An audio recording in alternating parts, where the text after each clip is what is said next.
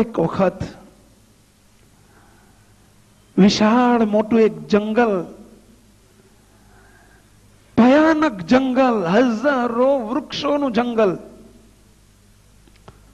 જંગલમાં આગ લાગી, દાવાનળ સળગ્યો, આખું જંગલ ભડકે બળવા માંડ્યું. જંગલની વચ્ચે એક તલાવ હતું, એક સરોવર હતું. એ સરોવરમાં જંગલના વિશાળ મોટા એવા હાથીઓ, એનો ઝુંડ આમથી આમ દોડે, આમથી આમ દોડે, આમ જાય તો આમ પણ આગ, આમ જાય તો આમ પણ આગ, બીજી બાજુ જાય તો ત્યાં પણ આગના ભડકે ભડકા બળે. ચારે બાજુ જંગલ સળગી રહ્યું છે. હાથીના ઝુંડ દોડે, ક્યાં જવું, ક્યાં ઠરવું, ક્યાં રહેવું. અમુક હાથીઓ સરોવરમાં આવીને બેસી ગયા. ટાઢક ટાઢક થઈ ગઈ. જોઈ રહ્યા છે ચારે બાજુ આખું જંગલ સળગે છે.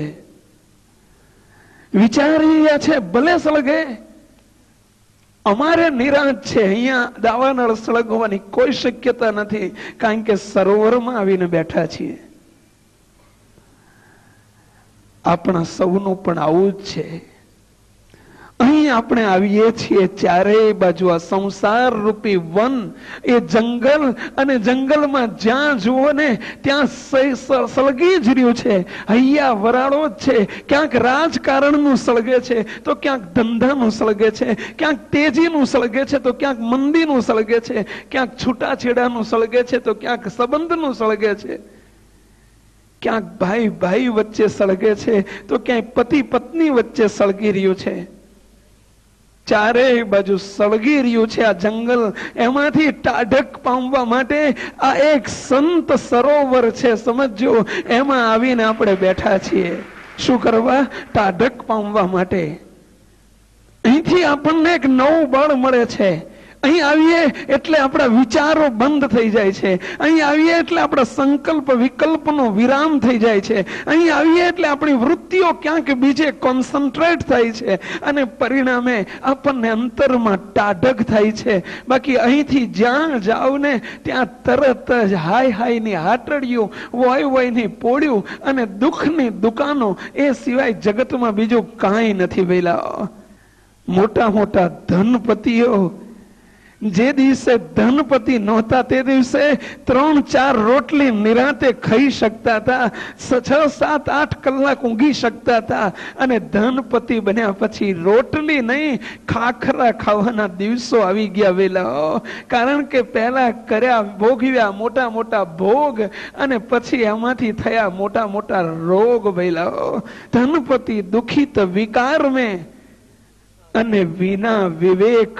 જો અમારામાં વિવેક ન હોય ને તો આ લુગડું પહેરેલા પણ દુખી હોય છે ભઈલા. ઘેર ઘેર ભીખ માંગતા હોય. જો વિના વિવેક ભેખ સબ દુખિયા, પણ સંત સુખી સંસાર મેં. ભગવાનની સાથે જોડાયેલા જે સુખનું ક્ષેત્ર છે, સુખનું માધ્યમ છે, સુખનો જ્યાં કેવળ એકમાત્ર સુખનો જો સમૂહ હોય, સુખનું એકમાત્ર જો કોઈ સરોવર હોય તો એ ભગવાન છે. અને ભગવાનના સંબંધને પામેલા સંત છે. એની સાનિધ્યમાં આવીએ છીએ કંઈક સુખ અને શાંતિ પામવા માટે. દુનિયાના અહીંથી જઈને દુનિયાના દુઃખો સામે જજુમવું પડશે. એ દુનિયાના દુઃખોની સામે જજુમવાની શક્તિ આપણને આપશે ભગવાનના સંતો.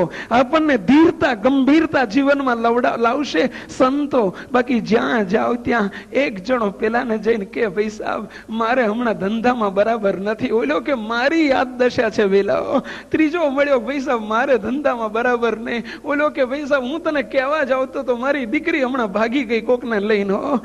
આખી દુનિયામાં તમે જુઓ ને હાય હાયની હાટડીઓ જ છે વેલા. કોણ સુખી, કોણ સુખી? એવો કોણ સુખીનો જવાબ અહીં બેઠેલા. જો તમારી વૃત્તિઓને ભગવાનમાં જોડી દો તો આપણે અહીં બેઠેલા સૌ સુખી જ છીએ વેલા. અહીંયા આપણને દુઃખનો સંકલ્પ નહીં થાય. સુખના મહાસાગરમાં સંગમાં જોડાવાને માટે, સુખના મહાસાગરમાં બિરાજમાન થવાને માટે ભગવાને આપણને પોતાની સાનિધ્યમાં લીધા છે.